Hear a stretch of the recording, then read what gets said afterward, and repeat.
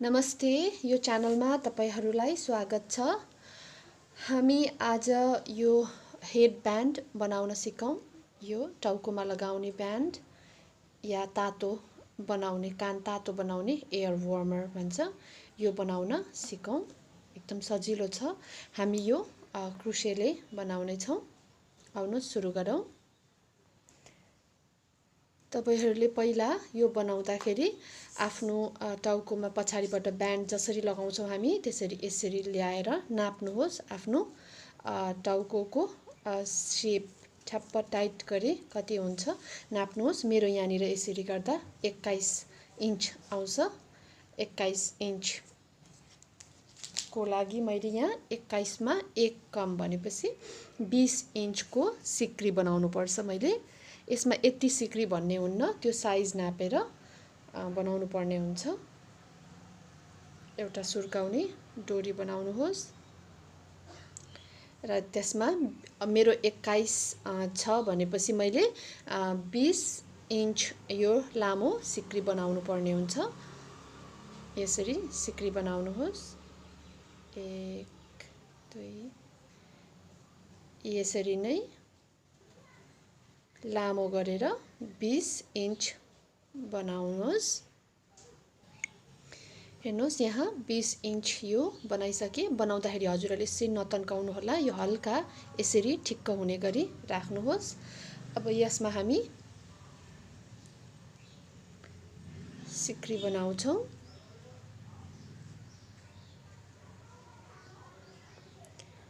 यसको लागि यसरी धागो चढाउनुहोस् र यो पहिलो सिक्री छोडेर यो दोस्रो सिक्रीमा यसरी राख्ने। यसरी डबल हाफ क्रोशे गर्ने। यो 3 वटामा एकैचोटी छिराउने। धागो चढाउने। यो अर्कोमा 3 वटा यसरी राख्ने। यसरी हजुरले डबल हाफ क्रोशे गर्दै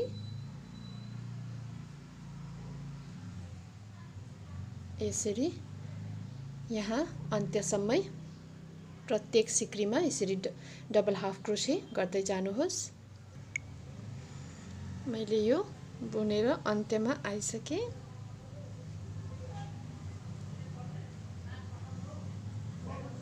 यो अन्तिम हो। अब यसपछि हामीले एक सिक्री लिनुहोस् र यसलाई यता फर्काउनुहोस् अनि फेरि धागो चढाएर अब हेर्नुहोस् यसमा हाम्रो फ्रन्ट लूप र ब्याक लूप हुन्छ। यसरी हामी यो आफूतिरकोलाई फ्रन्ट लूप भन्छौं र यो उतातिरकोलाई चाहिँ ब्याक लूप भन्छौं।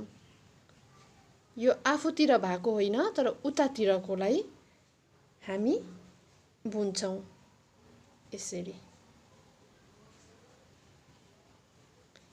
फेरि डबल हाफ क्रोशे नै हो। धागो चढाउने। यो दुईटाको बीचमा यसरी प्वाल हुन्छ। प्वालको माथि दुईटा धागो हुन्छ यसरी र हामीले उतापट्टिको धागोमा बुन्ने हो।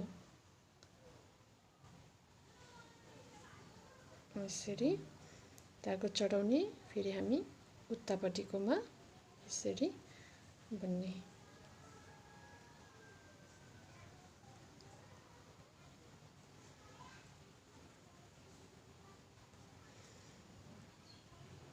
यसरी नै हजुरहरूले बुन्दै जानुपर्ने हुन्छ।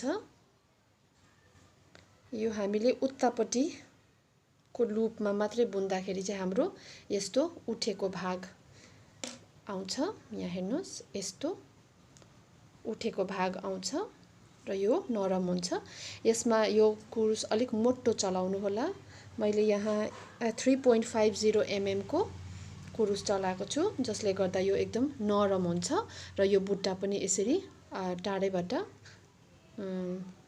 खुलेर देखिने खालके हुन्छ। हजुरहरूले अब यसरी नै ब्याक लूप मात्रै बुन्दै बुन्दै जानुहोस् र यसमा मैले 14 रो बुनेको छु। 2 4 6 8 10 12 14 14 रो हजुरहरूले कम्प्लिट गर्नुहोस् यसलाई र यति बुन्नुहोस्। मैले यहाँ 14 रो कम्प्लिट गरे। अब यो मेरो अन्तिम यो ब्याक लुपमा यसरी दुईचोटी यो अन्तिम हो यो बुन्छौं र यसलाई हामी बन्द गर्छौं। बन्द गर्नको लागि यसबाट धागो छिराएर यसरी तानिदिने। यो अलिक लामो राख्नुस्, यसैले हामी सिलाउँछौं। अब भने हामी यसलाई जोड्ने काम गर्छौं। जोड्दाखेरि हजुरले यसरी लिनु होला र यसलाई पनि यसरी लिने र यो धागो भएको भाग बाहिरीपट्टि पर्नुपर्छ। त्यसैले यो चाहिँ भित्री हाल्छौं यतापट्टिको हामी। यसको एक्ज्याक्ट यति नै हो, यति नै लिनुपर्छ भन्ने छैन। यसरी क्रस गराउँदा यो 4 वटा लेयर, यो 4 वटा पत्रा सिधा सिधी सबैलाई यसरी बसेको हुनुपर्छ र हामी यसमा सियो राखेर अब सिलाउँछौं। यसमा सियो राख्यो, मलाई यतापट्टिबाट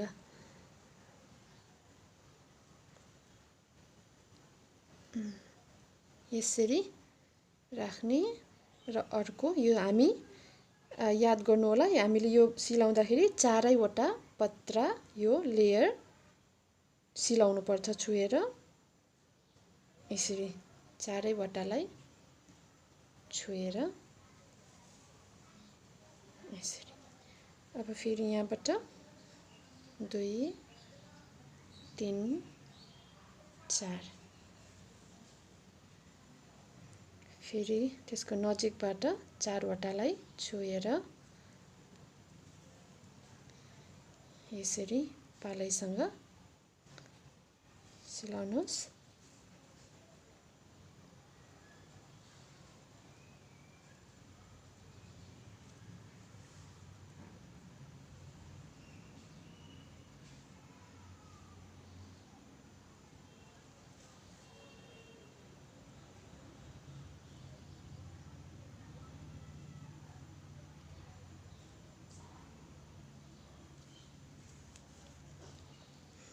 र यसलाई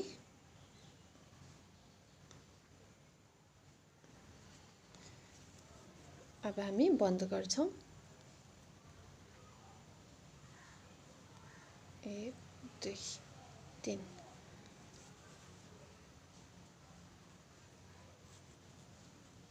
यसरी बन्द गर्छौं र यो रहेको यसलाई पनि लुकाउनु होला अहिले सियोको सहायताले भित्र। अब यसलाई हामी 3-4 चोटी यसरी लुकाउँछौं।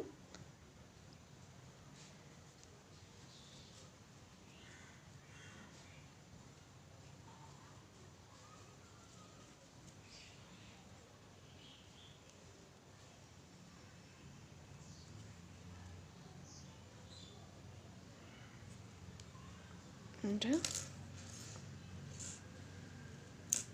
काटिदिन्छौं। यसलाई पनि त्यसरी नै लुकाउनुहोस् र अब हामी यसलाई यता सुल्टापट्टि फर्काउँछौं। अब यो शेप आयो, हेर्नुस्। यो एकदम सजिलो छ बनाउन, यो लगाउँदा पनि एकदम राम्रो देखिन्छ। हजुरहरूले प्रयास गर्नुहोला बनाउने। हजुरहरूलाई यो भिडियो राम्रो लाग्यो भने यो च्यानल सब्स्क्राइब, शेयर अनि लाइक गरिदिनु होला। धन्यवाद।